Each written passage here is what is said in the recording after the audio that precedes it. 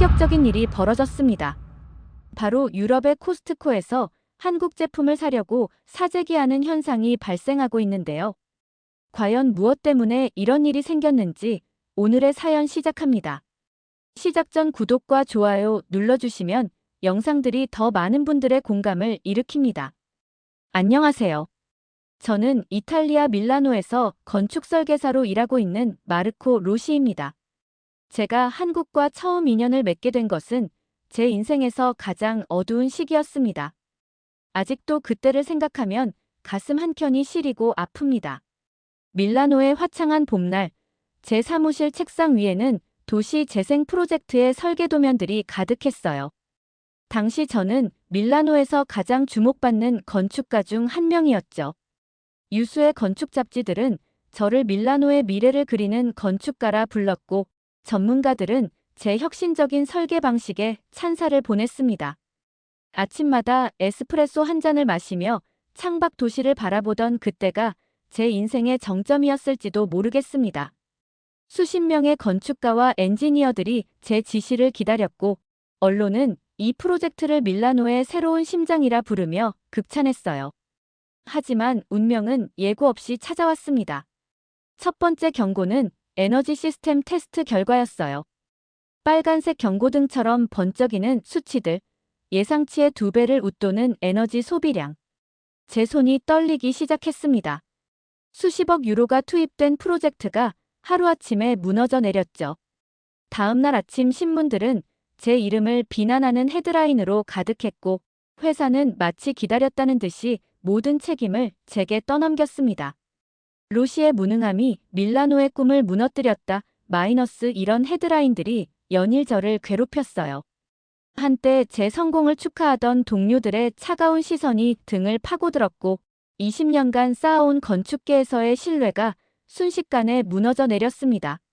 실패 이후 저는 베네치아 외곽의 작은 마을로 숨어들었습니다. 창문을 굳게 닫은 채 지난날의 실수를 되씹으며 보낸 시간이 한 달, 2달. 세상과 단절된 채 살던 어느 흐린 가을 오후, 제 휴대폰이 울렸어요. 발신자 표시에는 서울대학교 건축학부라는 낯선 글자가 떠 있었죠. 처음 교환 교수직 제안을 받았을 때는 한숨만 나왔습니다. 무너진 자존감으로 가득 찬 제게 강단에 설 자격이 있을 리 없다고 생각했으니까요. 답장도 하지 않은 채 이메일을 닫으려는 순간 옛 동료 마르코가 보내온 메시지를 보게 됐어요. 이걸 한번 봐. 마르코 첨부된 사진 한 장. 서울의 야경이었습니다. 한강을 따라 늘어선 고층 빌딩들, 보석처럼 반짝이는 도시의 불빛들. 그리고 그 불빛 하나하나가 품고 있을 수많은 이야기들. 건축가의 눈으로 보니 이 도시에는 뭔가 특별한 것이 있었어요. 현대적이면서도 따뜻함이 느껴지는 도시의 모습에 제 심장이 다시 뛰기 시작했습니다. 마치 누군가가 여기서 다시 시작해보는 건 어때요? 라고 속삭이는 것 같았죠. 실패 이후 저는 베네치아 외곽의 작은 마을로 숨어들었습니다. 창문을 굳게 닫은 채 지난날의 실수를 되씹으며 보낸 시간이 한 달, 2달. 세상과 단절된 채 살던 어느 흐린 가을 오후, 제 휴대폰이 울렸어요. 발신자 표시에는 서울대학교 건축학부라는 낯선 글자가 떠 있었죠. 처음 교환 교수직 제안을 받았을 때는 한숨만 나왔습니다. 무너진 자존감으로 가득 찬 제게 강단에 설 자격이 있을 리 없다고 생각했으니까요. 답장도 하지 않은 채 이메일을 닫으려는 순간 옛 동료 마르코가 보내온 메시지를 보게 됐어요. 이걸 한번 봐. 마르코 첨부된 사진 한 장이 있었어요. 바로 그 사진은 서울의 야경이었습니다. 한강을 따라 늘어선 고층 빌딩들, 보석처럼 반짝이는 도시의 불빛들. 그리고 그 불빛 하나하나가 품고 있을 수많은 이야기들. 건축가의 눈으로 보니 이 도시에는 뭔가 특별한 것이 있었어요. 현대적이면서도 따뜻함이 느껴지는 도시의 모습에 제 심장이 다시 뛰기 시작했습니다. 마치 누군가가 여기서 다시 시작해보는 건 어때요? 라고 속삭이는 것 같았죠. 인천공항에 도착한 늦은 밤, 서울대학교에서 제공한 원룸으로 향했습니다. 긴 비행으로 지친 몸을 이끌고 문을 열자마자 저는 그 자리에 얼어붙었어요. 자동으로 켜지는 조명, 쾌적한 실내 온도. 마치 제 존재를 알고 있기라도 한 것처럼 모든 것이 완벽하게 준비되어 있었죠. 침대 옆 테이블에는 태블릿이 놓여 있었고 화면에는 웰컴 투 코리어, 마코라는 메시지가 반짝였습니다. 호기심에 태블릿을 집어들었죠. 화면을 터치하자 방 안의 모든 것이 제 손끝에서 춤추기 시작했어요. 커튼이 자동으로 열리고 닫히고 조명이 제가 원하는 대로 밝기를 조절했죠. 이탈리아에서는 스위치를 켜기 위해 벽까지 걸어가야 했는데 이건 마치 마법 같았습니다. 특히 충격적이었던 건 에어컨이었어요. 밀라노의 제 집에선 여름이면 늘 더위와 싸워야 했는데 이곳의 에어컨은 제가 집에 도착하기 30분 전부터 알아서 작동해 최적의 온도를 맞춰 놓았거든요. 이게 바로 제가 실패했던 그 에너지 효율성의 해답이었던 걸까요? 창밖으로 보이는 서울의 불빛들이 마치 답을 알고 있다는 듯 반짝였습니다. 화장실에 들어가자 또 한 번 놀랐어요. 자동으로 올라가는 변기 뚜껑, 버튼 하나로 조절되는 비데, 스마트 미러. 이탈리아에서는 최고급 호텔에서도 보지 못한 기술들이 이곳에선 일상이었습니다. 마치 10년 뒤의 미래에 와 있는 것 같았죠. 침대에 누워 천장을 바라보며 생각했습니다. 제가 그토록 고민하던 미래 도시의 모습이 이미 이곳에 있었다니. 이제야 이해할 것 같았어요.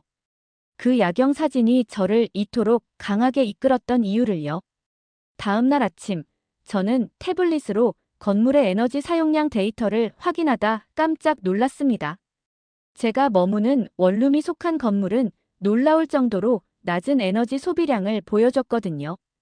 이탈리아에서 제가 설계했던 시스템의 3분의 1 수준이었습니다. 건축가의 직업병일까요? 저는 곧바로 노트북을 켜고 이 건물의 설계도를 찾아보기 시작했어요. 한국의 스마트홈 시스템은 단순한 편의성을 넘어 에너지 효율까지 완벽하게 계산된 것이었습니다.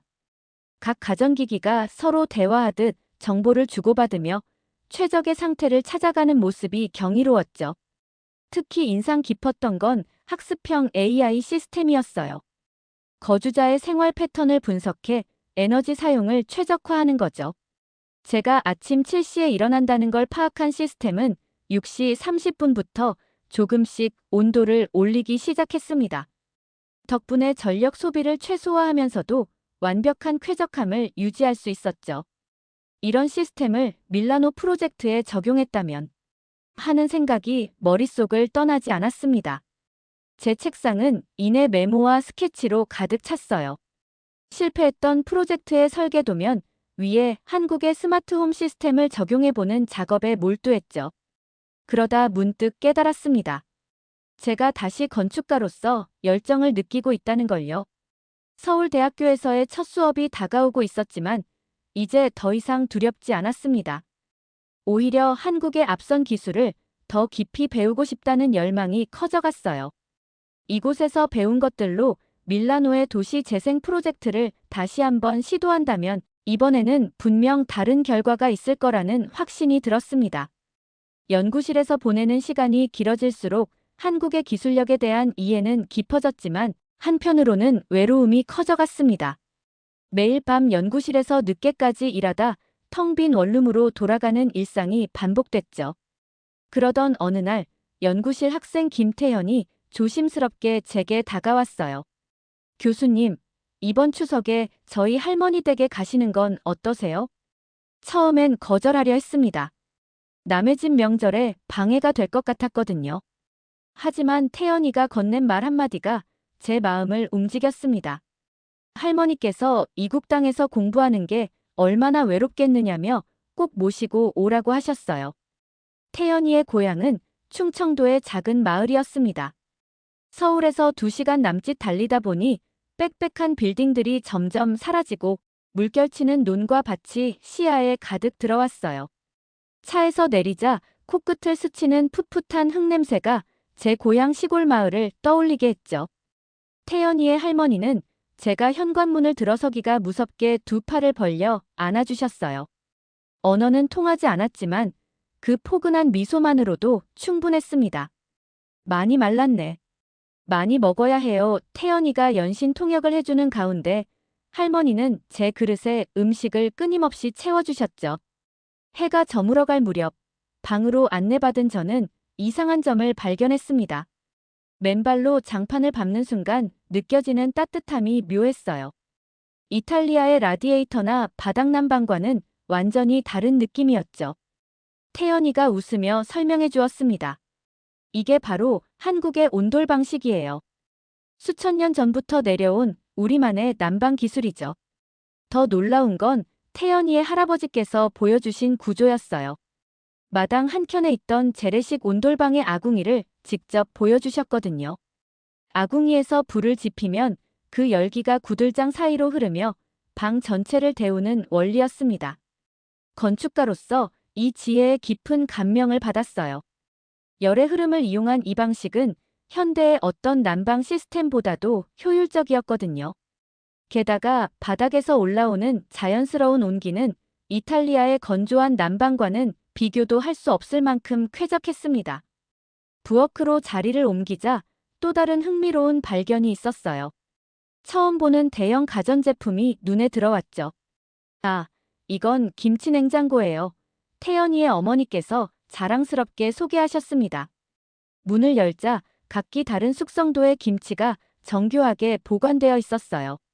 온도, 습도는 물론 숙성 정도까지 자동으로 제어된다는 설명을 들으며 저는 한국의 기술력에 다시 한번 놀랐습니다. 전통 식문화를 위해 이토록 정교한 기술을 개발하다니.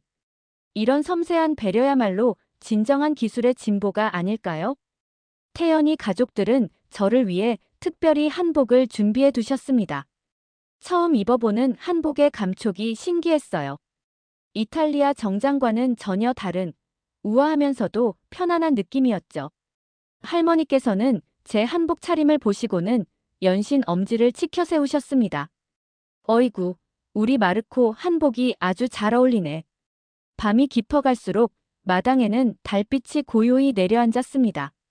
태연이의 가족들은 마당에 평상을 펴고 둘러앉아 밤하늘을 바라보며 이야기를 나눴어요. 할아버지께서는 막걸리를 따라주시며 태연이를 통해 물으셨습니다. 이탈리아에도 이런 명절이 있느냐? 고요. 제가 이탈리아의 가족 모임에 대해 이야기하자 할아버지는 고개를 끄덕이며 웃으셨어요. 문화는 달라도 가족을 사랑하는 마음은 모두 같다는 듯이.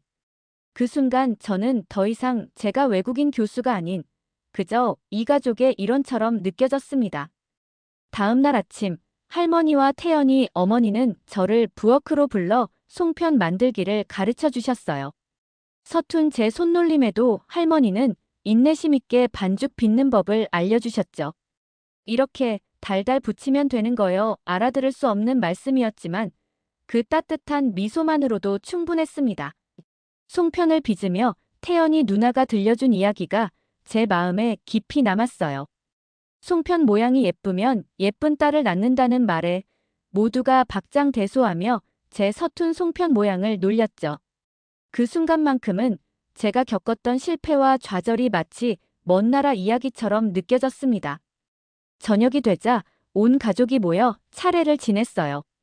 엄숙하면서도 경건한 분위기 속에서 조상님께 절을 올리는 모습에서 전통을 소중히 지켜나가는 한국 가족의 모습을 볼 수 있었습니다. 할아버지께서는 제게도 차례 음식을 들며 절을 해보라고 권하셨어요. 서툴게나마 절을 하는 제 모습에 가족들은 따뜻한 미소를 보내주었습니다. 밤하늘에 보름달이 떴을 때 마당에서는 작은 달맞이 잔치가 벌어졌어요. 태연이의 사촌들이 준비한 기타 반주에 맞춰 한국 가요도 배워보고 제가 아는 이탈리아 노래도 들려드렸죠. 언어는 달라도 음악만큼은 모두의 마음을 하나로 만들어주었습니다. 귀갓길, 할머니께서는 제 손에 작은 보퉁이를 쥐어주셨어요. 풀어보니 직접 담그신 김치와 약과가 정성스레 담겨 있었습니다. 그 순간 눈시울이 붉어졌어요. 타지에서 느낄 수 있는 가장 따뜻한 정이 무엇인지를 배운 순간이었습니다. 이틀간의 명절 동안 저는 수많은 처음을 경험했어요. 처음 써본 한복, 처음 빚어본 송편, 처음 들어본 전통 민요까지. 그 중에서도 가장 특별했던 건 가족들이 둘러앉아 이야기를 나누는 그 따뜻한 시간이었습니다. 마지막 날, 할머니는 제 손을 꼭 잡으시며 말씀하셨어요. 우리 마르코, 또 와요. 태연이의 통역이 끝나기도 전에 제 눈시울이 뜨거워졌습니다. 그동안 제 마음 한켠을 차지하고 있던 실패의 그림자가 조금씩 걷히는 것 같았어요. 서울로 돌아오는 차 안에서 저는 결심했습니다. 이곳에서 제 건축가로서의 꿈을 다시 한번 이뤄내리라고. 한국의 따뜻한 정과 앞선 기술이 제게 새로운 희망을 준 것처럼 저도 언젠가 더 나은 미래를 설계하는 건축가로 다시 서겠다고요. 저는 노트에 이렇게 적었습니다. 한국에서의 재기 단순히 건축가로서의 재기만이 아닌 한 인간으로서 새로운 시작을 할 수 있다는 희망이 가슴 깊이 자리 잡았습니다. 이제는 알 것 같았어요. 진정한 혁신은 첨단 기술만이 아닌 사람과 사람 사이의 따뜻한 마음에서 시작된다는 것을요. 밀라노의 공항에 도착한 순간부터 무언가가 달랐습니다. 한국에서의 6개월이 제 기준을 완전히 바꿔놓은 걸까요? 입국장에 오래된 에스컬레이터, 수동으로 작동하는 조명들, 아날로그 시스템의 입국 심사대. 모든 것이 낯설게 느껴졌습니다. 집으로 돌아와 처음 맞이한 것은 한여름의 후덥지근한 공기였어요. 스마트폰으로 에어컨을 켜려다가 문득 멈칫했습니다. 아, 맞다. 이곳은 한국이 아니었죠. 리모컨을 찾아 일일이 버튼을 눌러야 했어요. 창문을 열어 환기를 시키려니 서울에서처럼 미세먼지 앱을 확인할 수도 없었습니다.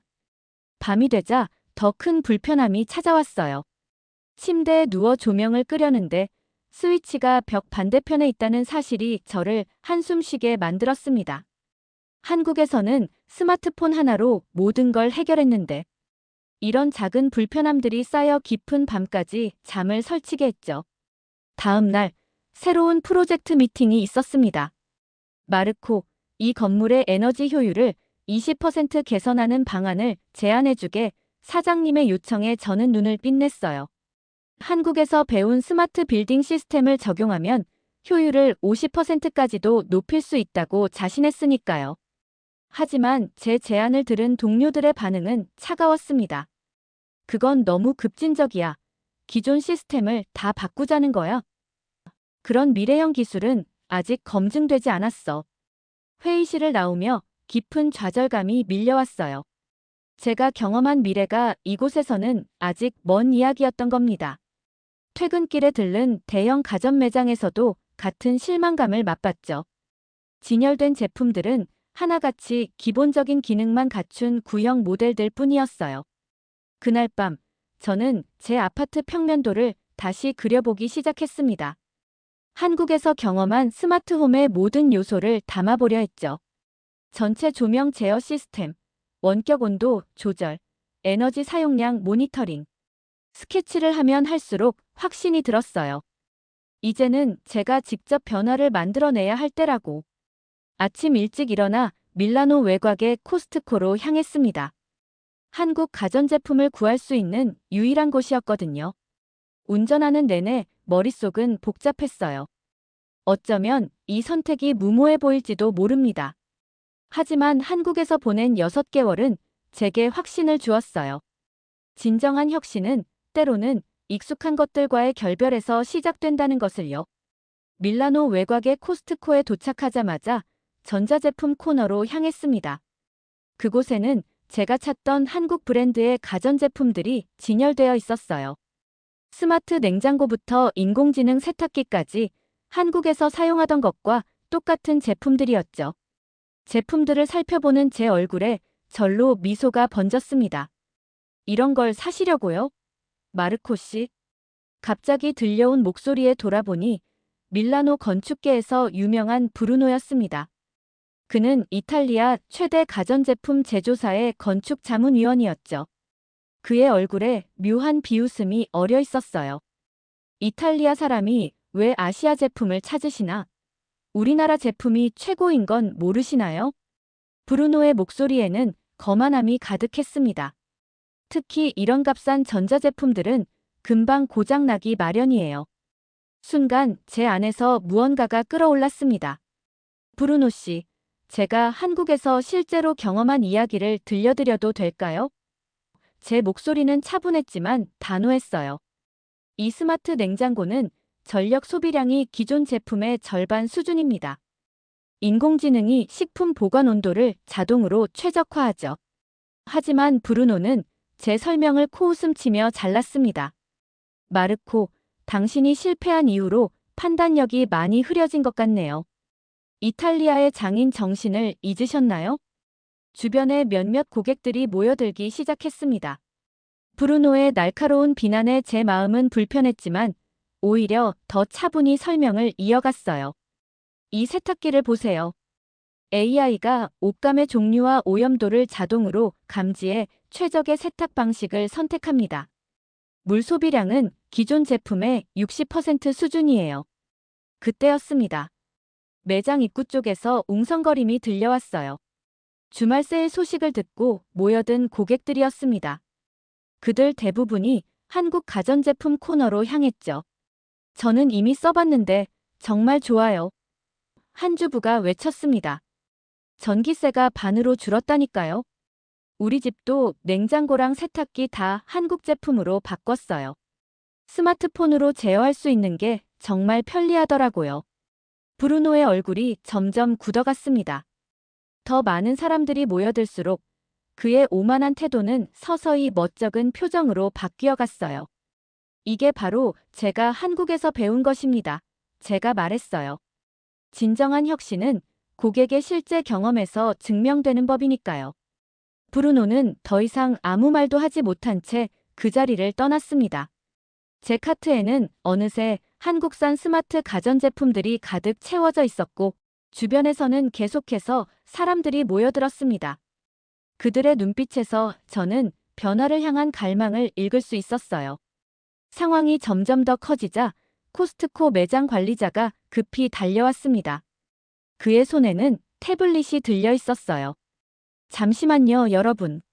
제가 보여드릴 것이 있습니다. 관리자는 매장 내 대형 디스플레이에 자료를 띄웠습니다. 이건 지난 1년간 저희 매장의 가전제품 관련 고객 만족도 조사와 반품률 데이터입니다. 화면에는 선명한 그래프가 나타났어요. 한국 가전제품의 만족도가 압도적으로 높았고 반품률은 최저 수준이었습니다. 특히 주목할 만한 것은 에너지 효율성입니다. 관리자가 다음 슬라이드를 보여주었어요. 한국 제품 구매 고객들의 92%가 전기요금 감소를 경험했다고 응답했습니다. 평균 절감률은 무려 48%에 달해요. 브루노의 얼굴이 점점 붉어졌습니다. 그때 누군가가 그의 이름을 불렀어요. 아빠. 우아한 차림의 젊은 여성이 브루노에게 다가왔습니다. 브루노의 딸 엘리사였어요. 그녀는 아버지의 눈치를 살피더니 용기를 내어 입을 열었습니다. 아빠, 이제 고백할 게 있어요. 엘리사의 목소리가 떨렸습니다. 사실, 우리 집 가전제품들, 제가 몰래 다 한국 제품으로 바꿨어요. 순간 주변이 조용해졌습니다. 브루노의 눈이 커졌어요. 지난달 전기세 청구서 보면서 아빠가 하신 말씀 기억나세요?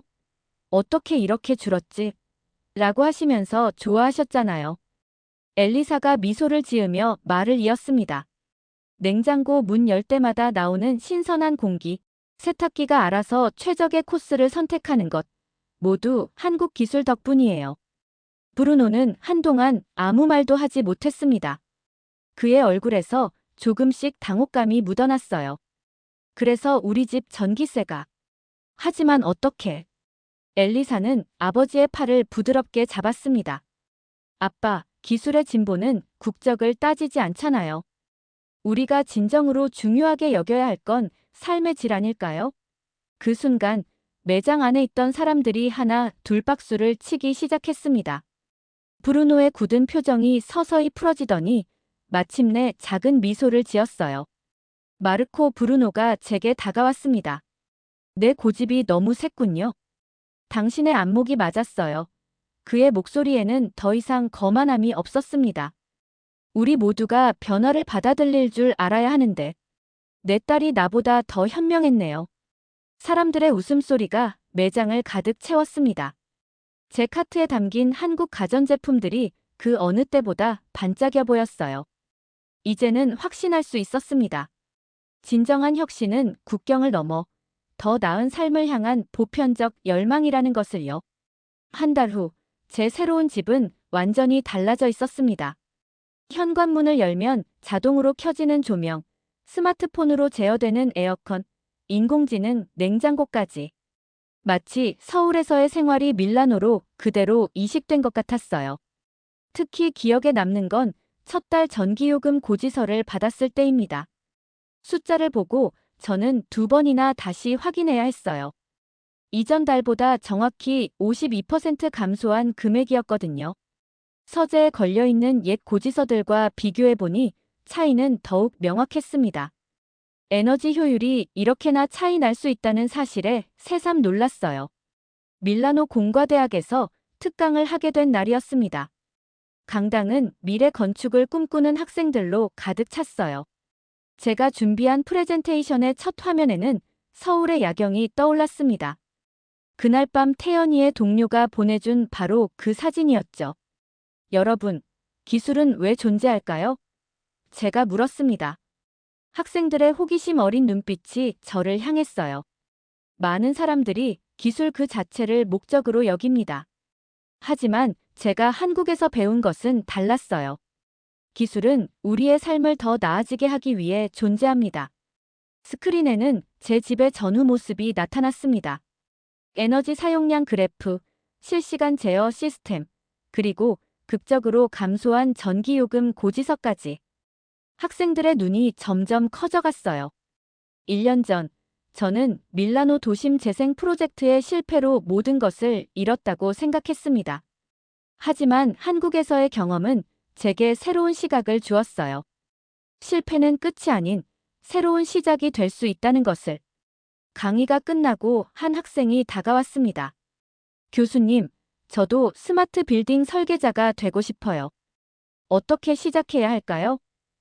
그 순간 저는 깨달았습니다. 제가 해야 할 일이 무엇인지를. 다음 날 아침, 저는 새로운 프로젝트 계획서를 작성하기 시작했습니다. 밀라노 스마트시티 프로젝트. 이번에는 달랐어요. 한국에서 배운 기술과 경험, 그리고 무엇보다 사람을 위한 기술이라는 철학이 이 계획의 중심에 있었습니다. 제 책상 위에는 태연이 가족과 찍은 사진이 놓여 있습니다. 따뜻한 미소를 담은 그 사진을 볼 때마다 다짐합니다. 이제는 제가 변화의 주역이 되어 이탈리아의 새로운 혁신의 바람을 일으키리라고. 실패에서 일어나 다시 시작할 수 있다는 것, 그리고 그 과정에서 만난 따뜻한 인연들이 제게 준 희망. 이것이 바로 제가 한국에서 배운 가장 큰 선물이었습니다. 오늘의 사연 어떻게 들으셨나요? 사연이 여러분의 마음을 울렸다면 구독과 좋아요, 댓글 많이 남겨주세요. 부탁드립니다. 영상 시청해주셔서 감사합니다.